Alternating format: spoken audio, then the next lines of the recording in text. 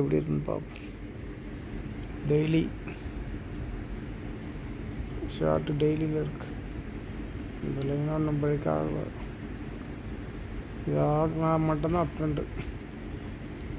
இது ஒரு double top மாதிரி எடுத்து கீழே தான் இறங்க பார்க்குதுன்னு நினைக்கிறேன்.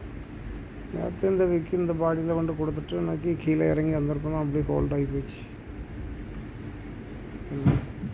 என்ன பண்ண போதோ தெரியல மார்க்கெட்.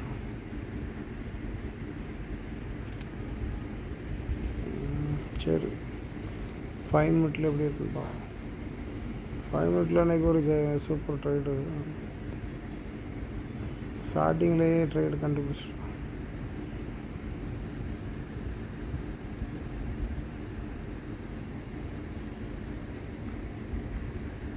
மார்க்கெட்டு இந்த செல்லர் ஓப்பனுக்கு பை ஆகிருக்கு. இதை நல்லா கவனிங்க. மார்க்கெட்டு இதில் ஓப்பன் ஆகிருக்கு. கீழே இறங்கி திரும்ப மேலே போயிருக்கு. மேலே இது கடைசி கேண்டில். இதை பிரேக் ஆகி மேலே போகணும்.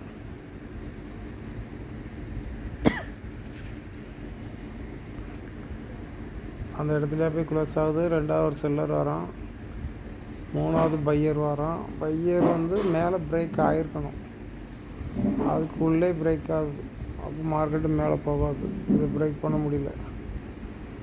அப்புறம் என்ன பண்ணுறான்னா இந்த பையரை வின் பண்ணுறான். வின் பண்ணி இது ஒரு ரிஜெக்ட் கேண்டில். இந்த கேண்டிலுக்கு அப்புறம் என்ட்ரி போட்டுக்கணும். ஏன்னா இந்த இது ஸ்ட்ரென்த் இல்லை. இந்த பையர் ஓப்பனுக்குள்ளே போகலை. உள்ளே போயிருந்தால் அப்போ ட்ரெண்டு மாறிடும். இந்த மாதிரி இருந்துச்சுன்னா இப்படி உள்ளே போயிருக்கோன்னா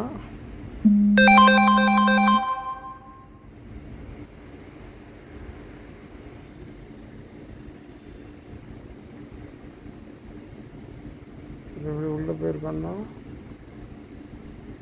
அதுக்கப்புறம் ஒரு செல்லிங் ப்ரெஷர்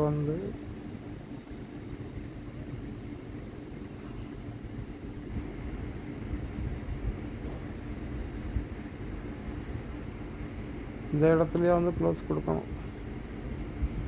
கொடுத்து அப்புறம் இப்படி மேலே போய்க்கணும். அப்போ அப்படி மேலே போய்க்கும். இது இந்த கடைசி கேண்டில் பிரேக் பண்ணியிருக்கக்கூடாது. அப்போ தான் இது மேலே போகும். இது இப்போ உள்ளே வந்திருக்கு. இப்படி கீழேருந்து பை ஆகி மேலே உள்ளே போகுதுன்னு வைங்களா. அப்புறம் அடுத்த கேண்டில் இப்படி கீழே க்ளோஸ் கொடுத்துட்டு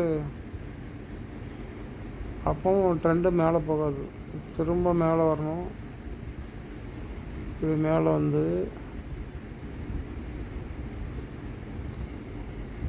திரும்ப இதை பிரேக் பண்ணாமல் அதுக்குள்ளே முன்னாடி பையர் செல்லர் வின் பண்ண இடம் இருக்கும்ல, அதில் லைன் அதில் திரும்ப அதுக்கப்புறம் பையாய் மேலே போகணும். அப்படின்னா தான் மேலே போவோம். இப்போ மேலே உள்ளே போயிட்டு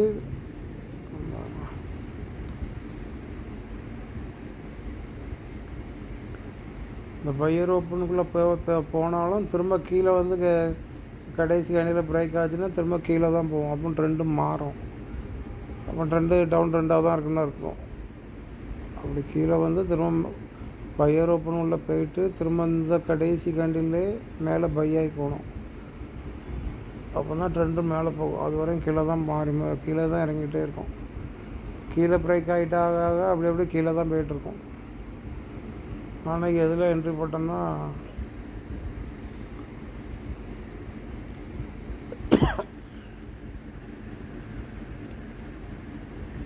இந்த கேண்டிலே கீழே வரணும் தான் நினச்சேன். இதிலே போட்டிருக்கணும். சரி, நான் இதை ரிஜெக்ட் ஆகுதா பார்ப்போம் அப்படின்னு பார்த்தேன். ஏன்னா இது ஒரு பையிங் ப்ரெஷர் கேண்டில். இது அவ்வளோ பையிங் ப்ரெஷர். எப்போனாலும் பை ஆகிடக்கூடாது. அந்த மாதிரி ரிஜெக்ட் ஆன பிறகு பெருசாக பை ஆகலை. இன்னும் கீழே இறங்குது. திரும்ப உள்ளே போகும்போது இந்த பையர் ஓப்பனுக்கு உள்ளே போகலை. திரும்ப அடுத்த கேண்டில் கீழே செல்லிங் கேண்டில் வருது. இந்த கேண்டிலுக்கு அப்புறம் நான் என்ட்ரி போட்டேன். எப்படி கீழே வந்தால் வரட்டு அப்படி மேலே ஒரு ஸ்டாப் லாஸ் போட்டு விட்டு இந்த இடத்துல ஒரு ஸ்டாப் லாஸ். ஏன்னா இதில் திரும்புறதுக்கு வாய்ப்பு இல்லை. ஏன்னா இந்த ட்ரெண்டு இறங்குது, இதுக்கு ஒரு விக்கு கொடுத்துட்டான். ஃபஸ்ட்டு டைமே விக்கு கொடுத்துட்டான். ரெண்டாவது டைம் வரும்போது பிரேக் பண்ணி கீழே போயிடுவான். அதுக்கப்புறம் நான் கொஞ்சம் ரெஸ்ட் எடுத்துகிட்டு இதுதான் டார்கெட்.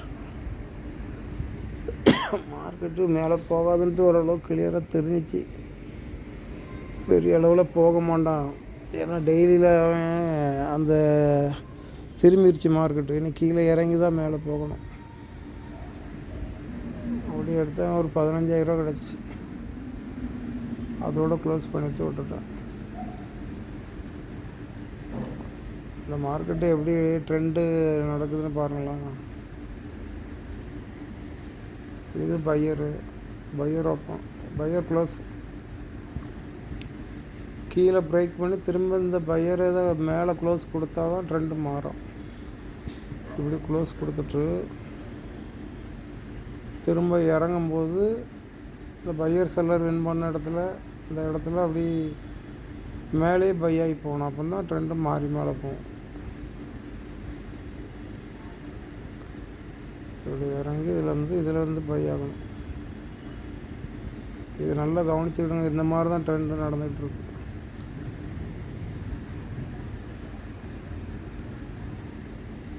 இந்த பையர் ஓப்பனாக இப்போ இந்த பையர் ஓப்பனாக இது கீழேருந்து உள்ளே போகுது, பிரேக் ஆகலை.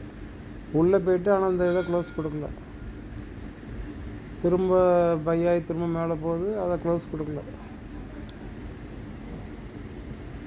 திரும்ப கீழே வந்து திரும்ப உள்ளே போகுது, அப்போ மேலே க்ளோஸ் கொடுக்கல. இப்போ ரெண்டுன்னா மாறல. இந்த கீழே இந்த கடைசி கேண்டில் வந்து பை ஆகுதுன்னா இப்போ ஆகும். கீழே பிரேக் ஆயிடுச்சு. அப்போ இன்னும் செல்லிங் ப்ரெஷரோடு தான் இருக்குது. இது கடைசி கேண்டில். ட்ரெண்டு கீழே பிரேக் ஆகி திரும்ப மேலே உள்ளே போகுது, அதை பிரேக் பண்ணல. இது கடைசி கேண்டில். இப்போ கீழே இறங்கி திரும்ப உள்ளே போகுது. இந்த கடைசி செல்லர் ஓப்பனாக பிரேக் பண்ணல. இது கடைசி கேண்டில். இப்போ அதை பிரேக் பண்ணி உள்ளே போயிடுச்சு. உள்ளே போனதுக்கு அப்புறம் கீழே கடைசி கேண்டில் இதில் ஒரு லைன் போட்டுடணும். இதிலேருந்து மேலே பை ஆகுனா மட்டும்தான் என்ட்ரி எடுக்கணும். இந்த என்ட்ரி ஃபெயிலியர் ஆகாது. இது மேலேயும் பிரேக் பண்ணிவிட்டு கீழேயும் அப்படி வந்து கீழே இங்கே பிரேக் பண்ணி இந்த கீழே க்ளோஸ் கொடுத்துட்டோம்னா இந்த என்ட்ரி எடுக்கக்கூடாது. இதில் மேலே பிரேக் பண்ண உடனே நம்ம இங்கே இந்த கடைசி கேண்டில் இந்த லைன் போட்டு வைக்கணும். கரெக்டாக அங்கேயா வந்து என்ட்ரி கொடுக்கும். கீழே சப்போர்ட்டில் தான் பை பண்ணோம். ஆனால் இது வந்து கரெக்டாக பை ஆகி போயிருக்கு, ஆனால் மேலே போகலை. ஏன் போகலைன்னா இந்த கடைசி கேண்டில் தான் நம்மளுக்கு டார்கெட்டு. இவ்வளோ தூரம் போயிருக்கணும். ஏன் போகலன்னா அதோட விக்கு இங்கே வரையும் இருக்குது.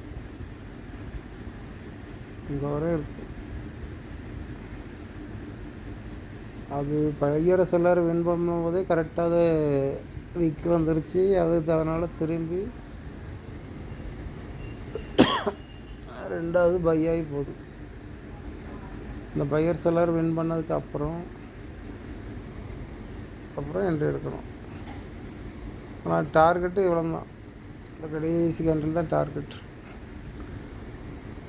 ஏன்னா இது ட்ரெண்டு டவுன் ட்ரெண்டாக இருக்குது. அப் ட்ரெண்டுன்னா மேலே போயிடும், டவுன் ட்ரெண்ட்னா போகாது. இப்படி பார்த்து நீங்கள் ட்ரெண்ட் எடுங்க. இது ஒரு நல்ல ஈஸியாக புரிஞ்சுக்கிற மாதிரி ஒரு இது பார்த்துருங்க. இந்த பக்கம் ஃபுல்லாக இந்த பையரை மேலே க்ளோஸ் பண்ணி எந்த கேண்டிலும் கொடுக்கல. எப்போ க்ளோஸ் பண்ணி மேலே கொடுத்துச்சோ அதுக்கப்புறம் கீழே இறங்கலை.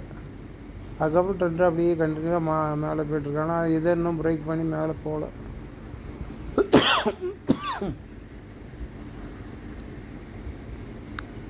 மார்க்கெட்டுக்கு முடியும் போது அப் ட்ரெண்டு மாதிரி காமிச்சிடும். நேற்று பாருங்கள், பெரிய அப் ட்ரெண்டு மாதிரி காமிச்சிச்சு. கீழே இந்த லோவில் கீழே பிரேக் பண்ணி திரும்ப உள்ளே வந்துச்சு. அப் ட்ரெண்டு மாதிரி உள்ளே நேராக போச்சு. இன்றைக்கி ஓப்பன் ஆகி கீழே இறங்க தான் செஞ்சிருக்கு. இப்போ பார்க்கும்போது நாளைக்கு இப்படி தான் போகிற மாதிரி இருக்குது. ஆனால் போகுமா போகாத தெரியல. நம்ம முன்னூட்டியே இப்படி தான் நடக்கும் அப்படி தான் நடக்கணும் அப்படின்லாம் பிளான் போடக்கூடாது. அங்கே எப்படி ஓப்பன் ஆகி அதுக்கப்புறம் எங்கே மேலே ரெசிஸ்டன்ட் இருந்தால் அங்கே போய் திரும்ப போகுது, கீழே சப்போர்ட் இருந்தால் அங்கே போய் திரும்ப போகுது. நம்ம எப்போதும் சப்போர்ட்டில் தான் பை பண்ணணும். சப்போர்ட்டில் பை பண்ணோன்னா இந்த இதில் இருக்குன்னா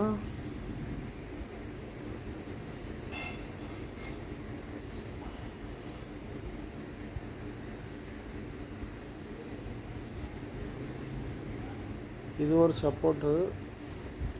ஆனால் இதிலே பை பண்ணிடக்கூடாது.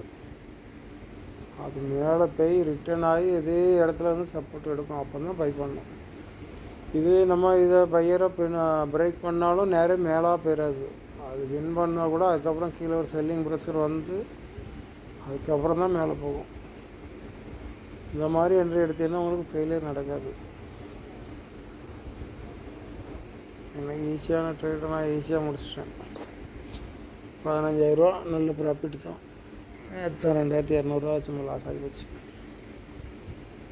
நல்லா கொஞ்சம் கவனித்து எடுத்திங்கன்னா கொஞ்சம் வெயிட் பண்ணி எடுக்கணும். பார்த்துருக்கோம், கொஞ்சம் வெயிட் பண்ணி நம்ம பார்க்குற மாதிரியே வருதான்னு பார்த்து அழகாக எடுக்கணும். நாள் அன்றைக்கி இது இந்த ஃபஸ்ட்டு கேண்டில் கீழேருந்து மேலே போகும்போதே இதில் லைன் போட்டு வச்சுக்கிட்டேன். சென்சஸில் தான் கரெக்டாக இருக்குது, நிஃப்டியில் கொஞ்சம் வித்தியாசமாக இருக்குது. சென்சஸ் கொஞ்சம் கரெக்டாக இருக்குது. நான் எப்போது சென்சஸ் சார்ட்டும் பார்த்துவிடும். சிலதாவில் சென்சஸ் வச்சு பார்த்துவிடும் கரெக்டாக. அதுலையா இப்போ கடைசி கேண்டிலையா இருக்குது, கீழே 2வது செல்லிங் கொடுத்தா 3வது இந்த இது வின் பண்ணியிருக்கேன்னா அப்போ மேலே போயிருப்போம். ட்ரெண்டு மாறி இருக்கும், அதால் வின் பண்ண முடியல. எப்போதும் இந்த செல்லிங்கு ஃபஸ்ட்டு பையிங் வருது, ஒரு பையிங் வருது, செல்லிங் வருது, 2வது பையிங் வந்து அதை வின் பண்ண முடியலன்னா அப்புறம் கொஞ்சம் ட்ரெண்டு மாற தான் செய்யணும். இது இவ்வளோ பெரிய பையிங் ப்ரெஷர் தான் இருந்தாலும் மேலே போகலை. நிறையா பேர் இதில் என்ட்ரி போட்டுப்போம், மேலே போவோன்ட்டு அப்படிலாம் போகாது. ரெசிஸ்டன்ட் இருந்தால் போகாது. சப்போர்ட்டில் தான் சப்போர்ட்டில் பை பண்ணணும், ரெசிஸ்டன்ட்டில் செல் பண்ணணும். அது கரெக்டான இடத்துலையா நம்மளுக்கு பண்ண தெரியணும். இதில் நானே புட் ஆப்ஷன் தான் எடுத்தேன், சூப்பரான என்ட்ரி. அப்படியே கீழே போயிட்டே இருந்தது. இதெல்லாம் தைரியமாக ஹோல்டு பண்ணலாம். நம்மளுக்கு கரெக்டான என்ட்ரி கிடைக்குன்னா எவ்வளோ தூரம் டார்கெட் போகணுன்ட்டு ஈஸியாக கண்டுபிடிச்சி வைக்கலாம். பார்த்துட்டு என்னைக்காட்டும் ஃபெயிலியர் நடக்க தான் செய்யும், பெரும்பாலும் நடக்காது. அந்த மாதிரி பார்த்து ட்ரேட் எடுக்கும்.